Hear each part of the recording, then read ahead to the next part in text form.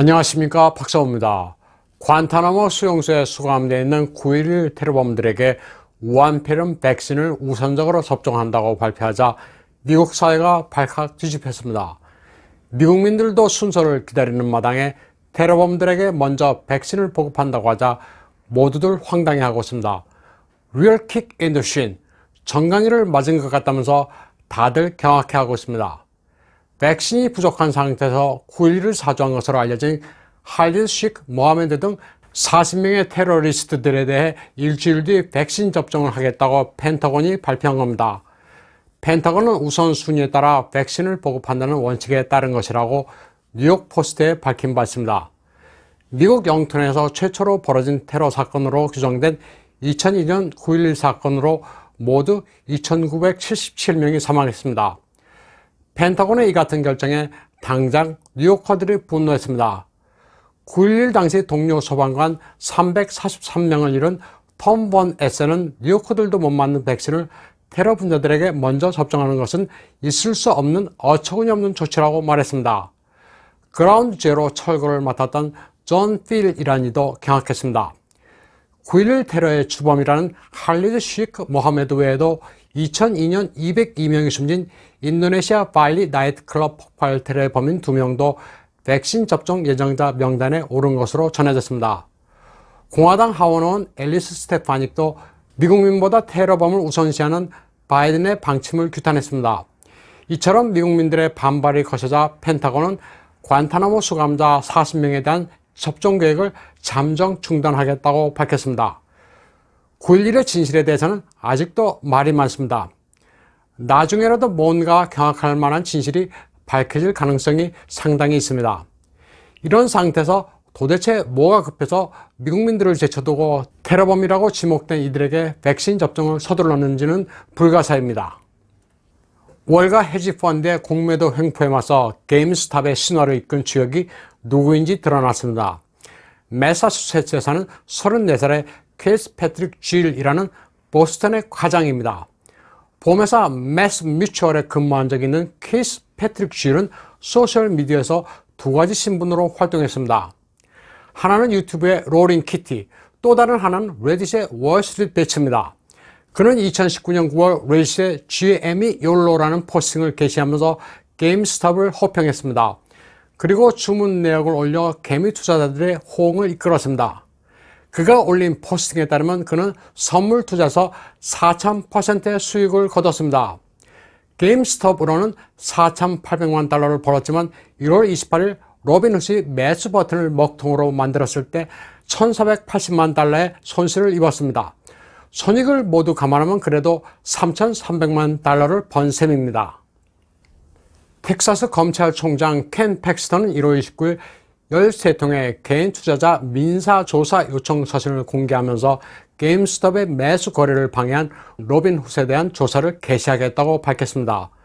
월가의 이익을 위해 시장을 조작한 헤지펀드를 텍사스주 차원에서 손을 보겠다는 선언입니다.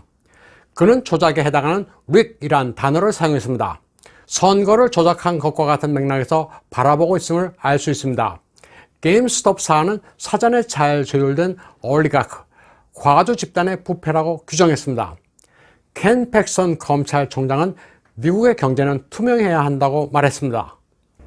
영국의 리폼 UK 파티 당수 니젤 퍼라지도 게임스톱에서 나타난 개미 군단의 반란을 환영했습니다. 그는 이를 브렉시트과 2016년 트럼프의 대선 승리를 이끈 민중 각성 운동의 연장이라고 평가했습니다. 니젤 퍼라지는 월스트리트의 헤지펀드에 일격을 날린 레딧 레볼루션을 이끈 일반 투자자와 같은 편에 서겠다면서 이같이 말했습니다. 그는 2008년 금융 붕괴 당시 은행들은 일반인들을 제물 삼아 희생했다면서 이제 월스트리트이 코피를 쏟을 때가 됐다고 말했습니다. 니젤 퍼라지는 브렉시트를 추동한 힘이 이제 월스트리트에서 나타나다고 평가했습니다. 공공부문, 거대 기업, 대규모 은행, 정치권, 미디어 등 어디서 근무하든 간에 국민의 지배를 받아야 하는 모두 같은 사람이란 인식이 분출한 결과라는 것입니다. 브렉시트에 찬성한 영국인들과 2016년에 트럼프를 당선시킨 데 이어 2020년 대선에서 트럼프에게 7,500만 표를 던진 미국민들이 시장에서 국민들이 어떤 결정을 내려야 하는지 드디어 각성하게 됐다고 말했습니다. 퍼라지는 또 개미 투자자들의 게임스톱 매수를 정지시킨 로빈훗의 사례는 기득권 세력이 작아 보이는 일반인들을 어떻게 억누르는지를 잘 보여준 사례라고 밝혔습니다. 그는 또 금융 섹터와 정부가 모두 한통속이라면서 연방준비위원회 의장을 지냈던 바이든의 재무장관 지명자 제넷 옐런을 거명했습니다.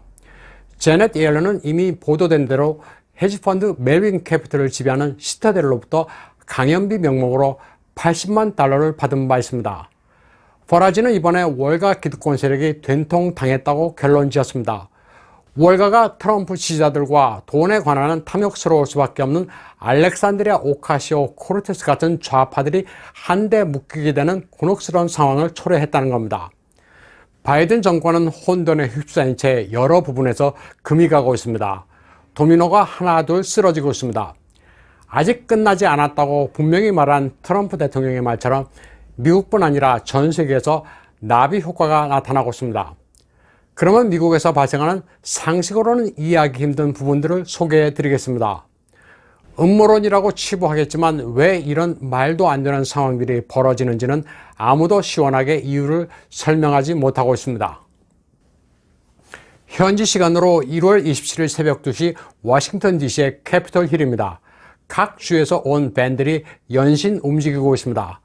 대형 버스들도 줄을 이어 이동하고 있습니다. 수감자 이송 버스로 추정되는 버스도 보입니다. 각종 경찰 차량들도 보이는데 어떤 일이 벌어지고 있는지 석연치 않습니다. 한 무리의 사람들이 줄이어 걸어가기도 합니다. 백팩을 맨 이들이 입구에서 검사를 거치고 통과합니다. 백악관의 불이 계속 꺼진 상태라고 알리는 사진도 돌아다니고 있습니다. 도대체 백악관에 무슨 일이 발생하고 있는지는 오리무중입니다. 그런가 하면 조금 높은 위치에서 촬영한 백악관 주변 풍경 사진도 유포되고 있습니다. 백악관 담장 주변에 온통 흰색의 버스가 에워싸고 있습니다. 또 네티즌들 사이에서는 펜타곤의 인스타그램 포스팅이라는 폭격기 사진도 돌고 있습니다. 폭격기는 Nowhere to Hide라 쓰여 있습니다. 숨을 데가 없다는 의미인데 가짜뉴스라면 누가 이런 정보를 일부러 만들어 흘리는지 이해 불가합니다. 캐피털 힐을 둘러싼 철조망은 앞으로 영구적일 수 있다는 DC 경찰 책임자의 발언도 나왔습니다. 국회의사당 주변을 왜 겹겹이 포위하는지 주민들도 화가 난 상태입니다. 상식으로는 도무지 이해할 수 없습니다. 눈에 보이는 현실과 숨겨진 컨스피러시 티어리의 코드를 모두 종합해서 상상력을 발휘해야 하는 이상한 시대에 우리는 살고 있습니다. 오늘 방송은 여기까지 하겠습니다. 시청해주신 여러분 감사합니다.